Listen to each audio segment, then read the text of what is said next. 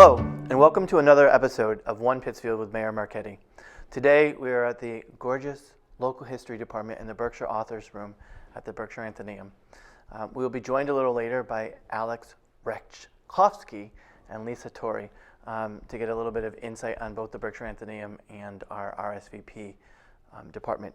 But first, I want to give you an update about what I've been doing over the last couple of weeks and also just give you an idea of what's going to be on the April 23rd City Council meeting.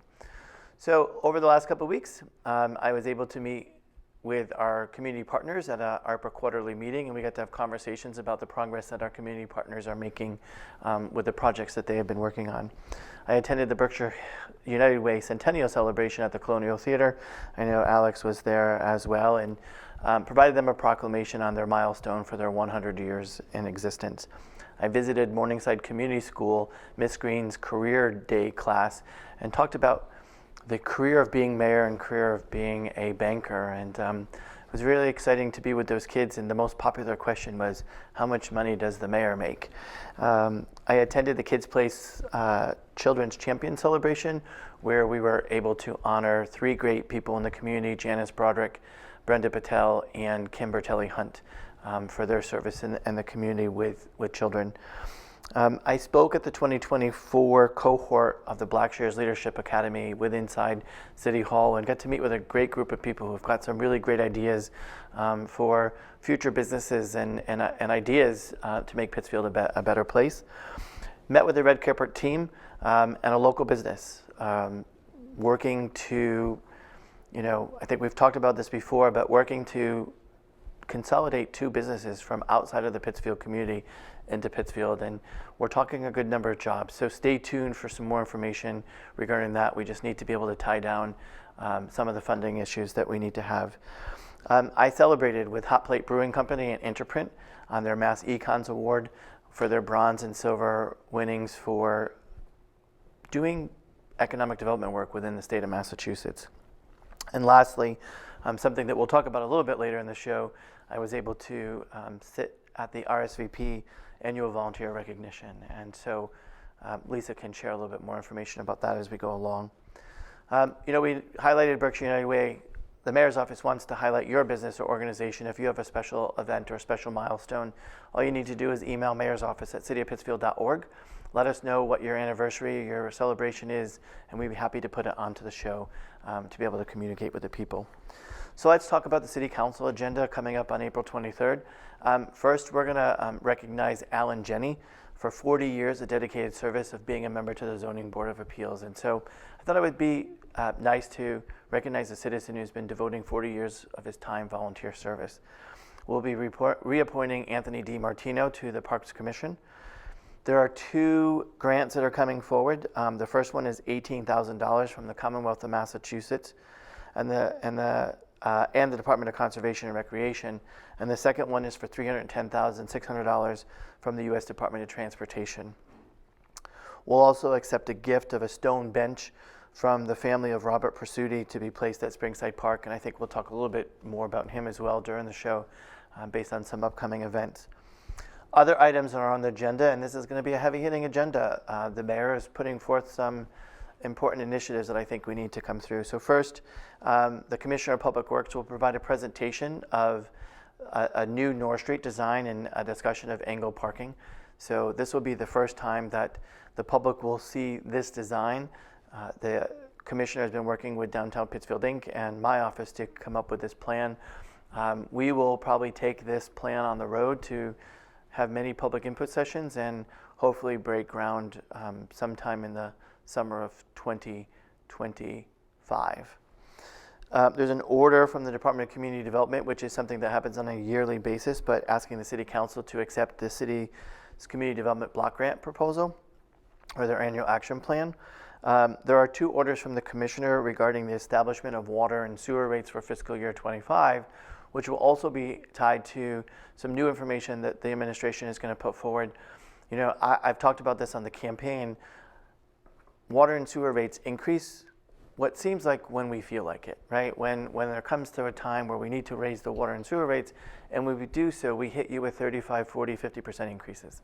We've been able to develop a formula that we hope will work better for residents, and We're going to tie that to the consumer price index for water and sewer. And then we also have this, what we're calling additional factor that accounts for employee pay raises, it counts for debt service, it counts for a few other things. And so we're hoping to be able to put this into city code so that on a yearly basis, water and sewer rates go up by a very minimal amount rather than we hit you with some large increases every couple of years. And then last but not least, there is a request from the Commissioner of Public Works through my office to adopt a contract with Casella Management. We are looking at a 5-year contract with Casella Management, and again, there will be a lot of public conversation. My request is to send this contract to the Committee of the Whole, but this contract will once again be reintroducing a toter system, all the details to follow. The exciting news about this proposal is, number one, it saves us $80,000 a year in garbage collection costs year number one, and there are no upfront costs for toters for the city or the residents of Pittsfield. And we'll unleash more of that as we go on. So now I'm happy to finish my piece and introduce to you Alex Rechkowski and Lisa Torrey, the director of the Berkshire Athenaeum and the director for RSVP.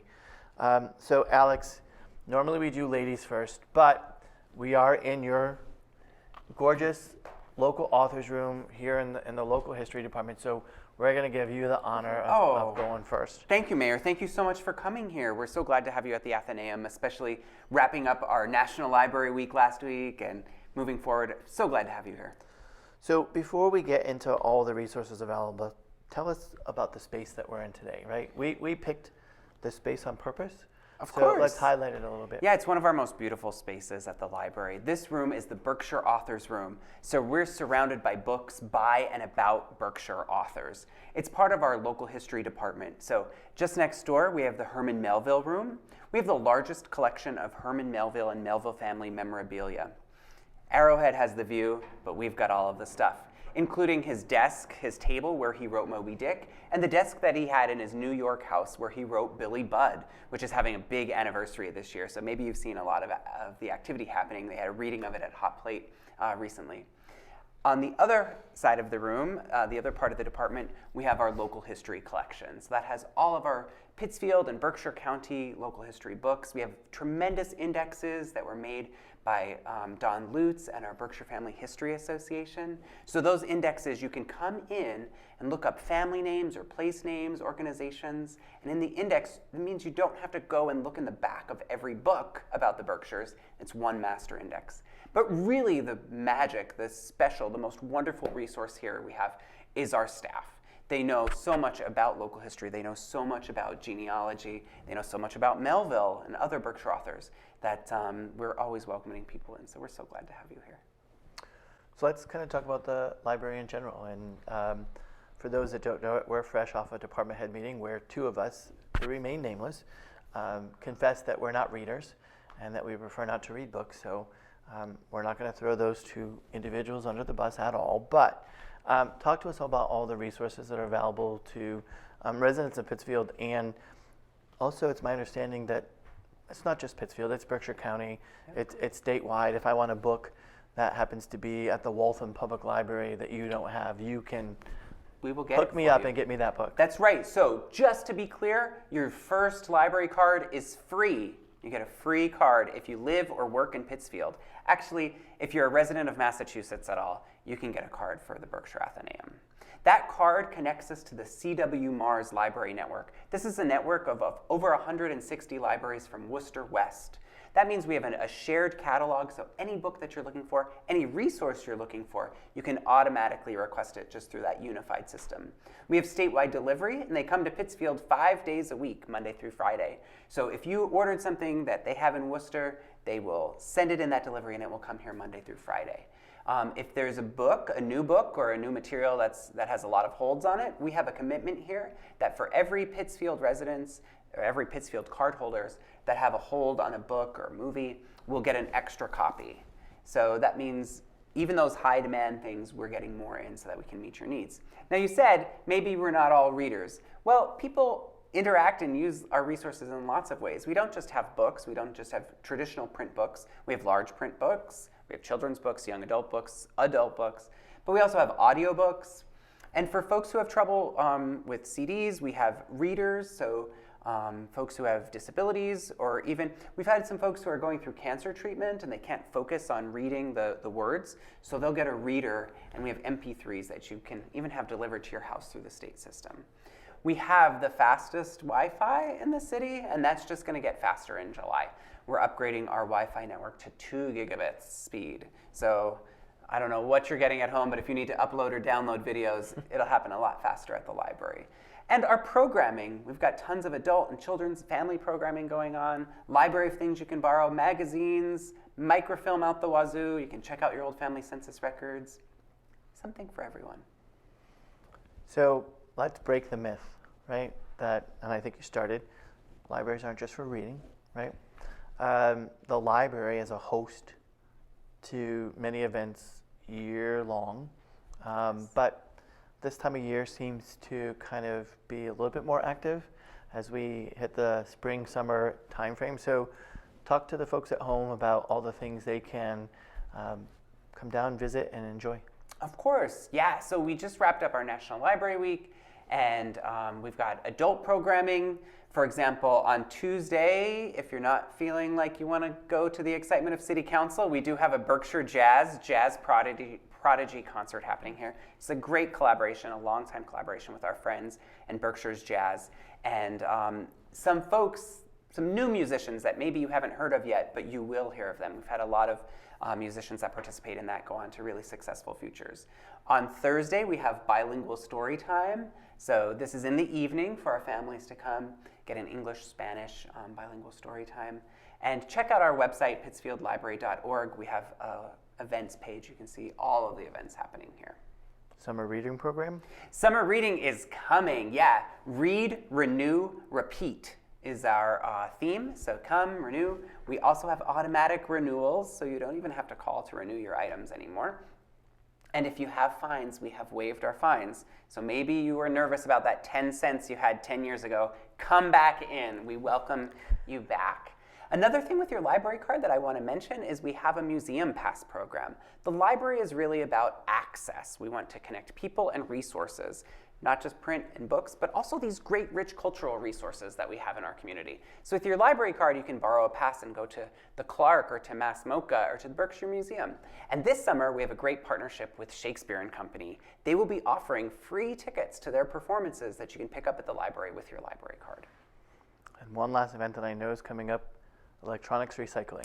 Electronics recycling, that's right. Every year at Earth Day, we do our electronics recycling. It's a great partnership with Goodwill. So bring your computers, your printers, your laptops, your fax machines, your telephones, your cords, your cables, just not your televisions.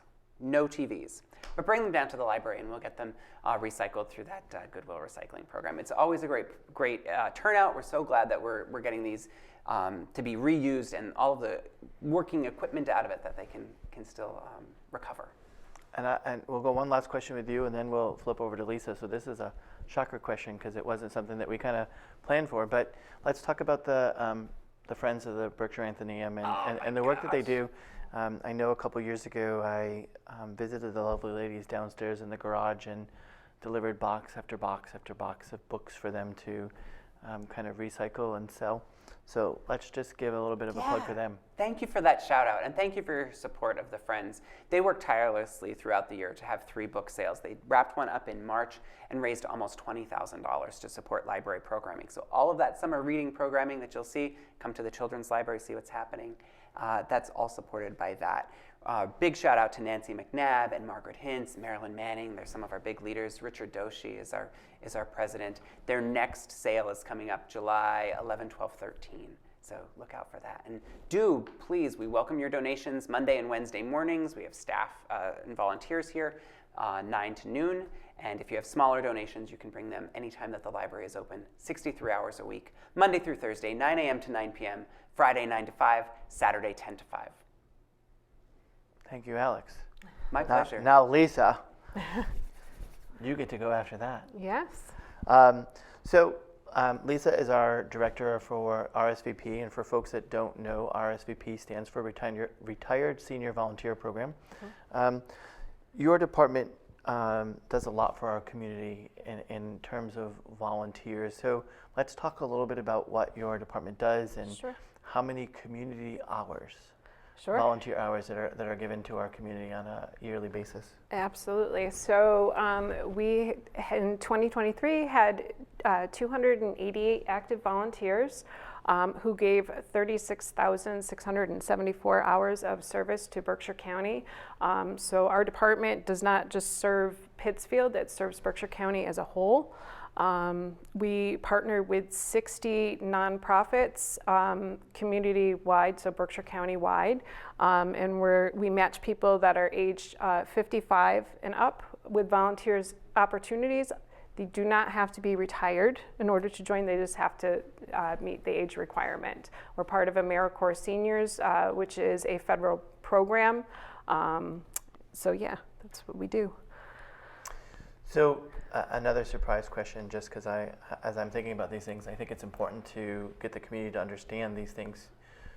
Your department is partially city funded. Yes. But it is also mostly grant funded. Yes. Through the VISTA program. Through AmeriCorps, yeah. Right. So, folks look at a department that provides a lot of volunteer service, yet the city pays maybe 40% of the department, if that much, and the grant pays the rest. So I think that's kind of important. And I think it's important to note that if you put that into minimum wage, what those hours mean to the community, so that's a little over $500,000 of service that these people gave to nonprofits that would not be able to do the work that they do without the volunteers, including the Friends of the Berkshire Athenaeum. Everyone that Alex just mentioned is one of my RSVP volunteers. So. Well, and so let's just say I have an organization that needs volunteers.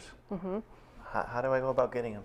What do I need to do? So you would want to either give the office a call at 499-9345 and speak with either me or Diane, my volunteer coordinator, and we would ask you a few questions.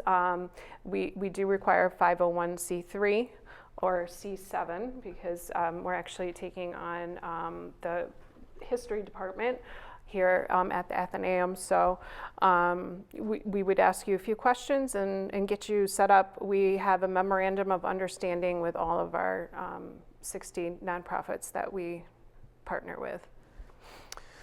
So you have a Wheels for Wellness program, for example, of something that RSVP does. Yes. Tell me exactly how Wheels for Wellness helps the members of our community. So we actually have 2 transportation programs. That's what we're most well known for.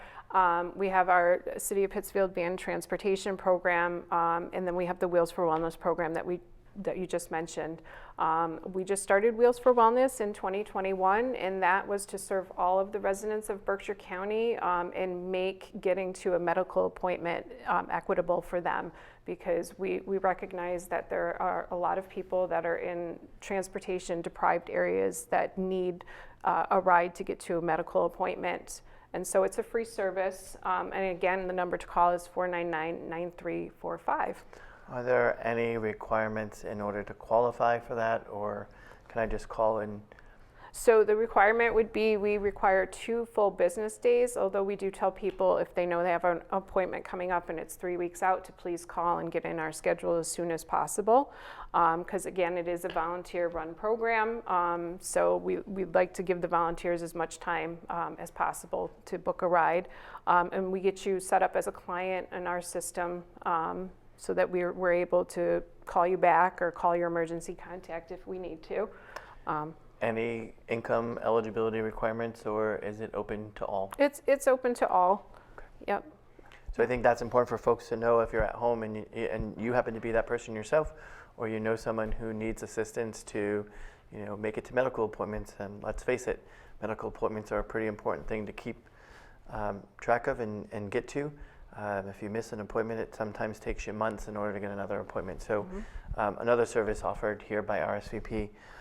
So, I've been to a number of the volunteer annual recognitions. It's kind of throwing me a little bit because I'm used to them being in the fall and used to them being a luncheon. But We've switched it up. we switched it up, and it's now going to be a spring event, and it's a brunch.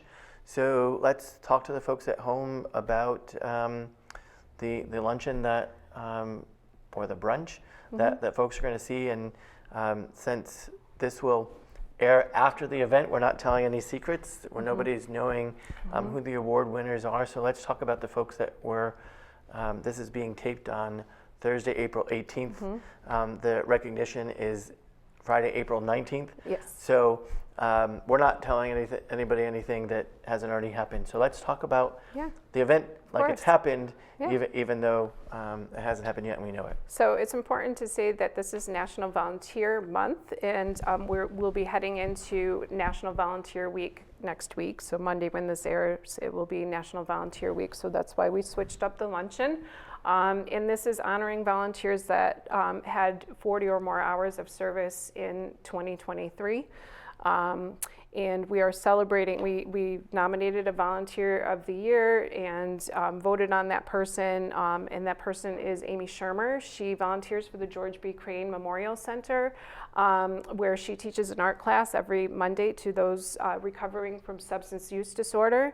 And she has, in the last 15 months of teaching that class, has touched the lives of 173 people. And I get pretty emotional when I talk about that because every single person knows somebody who has suffered from that disease. So it's incredible. I'm amazed by her. And then our volunteer station of the year, and we refer to our nonprofits that we partner with as stations. Our volunteer station of the year is Pittsfield Beautiful. And literally, they are making Pittsfield beautiful. The city of Pittsfield relies on their service, and they are entirely volunteer run. So we have 32 volunteers that are RSVP volunteers for Pittsfield Beautiful. They maintain 19 perennial gardens and 100 planters throughout the downtown area and surrounding neighborhoods, including right here at the library. Right, Alex? Yeah, we have 3 planters, big planters, and then our 2 terraces. Yeah. Get their attention. Yeah. Well, and the good news is Pittsfield Beautiful is going to be very helpful this summer as we unleash downtown blooms. And so we're going to guarantee to the folks at home that our downtown will be beautiful this summer. So that was all of my prepared questions for the both of you. We have several minutes left. Is there something that you guys think is important to share with the folks at home about your departments and where we're going? I did want to talk about Arbor Day a little bit too, because we have There we go. Arbor Day coming up right here at the library. We're planting a tree in honor of Bob Presetti, who gave over 10,000 hours of service to RSVP in the city of Pittsfield. So we are planting a tree right on the corner of Bartlett Avenue and East Street, and that will be noontime on April 26th. And then there's another ceremony for him at Springside Park, right at the Springside House, and that's April 28th, also at noontime. So That's great. If I have a minute, I would love to announce our National Library Week award winners. So we have a champion borrower in honor of Lois Deerstein, who was an amazing patron, but unfortunately we lost her this year. So honoring you, Lois Deerstein. We have our family of the year, and that's Efrain and Eulalia Diego's family. We're so glad that they're part of our library family too. Congratulations to you. And our volunteer of the year, our Donald Lutz volunteer of the year, is Sandy Jarvis, who does a lot of work here in our local history department. So I think one of the great things about the library, the building itself, is other than City Hall, it may be the only building that city building that encompasses more than one department. So if you come to 1 Wendell Ave or 16 Bartlett Ave, you can enter the front doors of the Berkshire Athenaeum. 16 Bartlett Ave, you can enter the front doors of RSVP or enter the Children's Library downstairs for the Berkshire Athenaeum. And so I think that that's an interesting piece of information that's been there. And, as we have become acquainted in our new roles as mayor and department heads, I want to thank you guys for the openness and the communication. we know that we have a lot of work to do. And Alex, we recognize that the library becomes a place of congregation. And as we begin our process of a mental health and substance use disorder task force, I see us doing work together and ensuring that this becomes a place where not only can people come and get a book, but also come and get help. And we'll kind of need to figure that out as we go along. And I know that is help you're looking forward to. So I look forward to that. And Lisa, we have conversations about volunteers. Volunteers make our community. It doesn't matter whether they're volunteers for the city of Pittsfield, whether they're volunteers for Babe Ruth and Little League or the 4th of July parade. Our community is made up of volunteers, and that's kind of what makes our community as great as it is. So I want to thank both of you for the work that you guys do. Thank you. Sometimes we all forget about the names and the faces behind the big organization, and so it's my honor to kind of highlight all of the department heads one by one. I think we're getting close to the 50% way through of being able to honor department heads, and then we'll come back through, and there's always something new and exciting happening within the city of Pittsfield. And any moment spent with Alex is a moment that you can just take the aura and the energy. So hopefully when I leave here, I have more energy than he does, and he's kind of chill and slumpy. But I don't think I've ever seen Alex chill.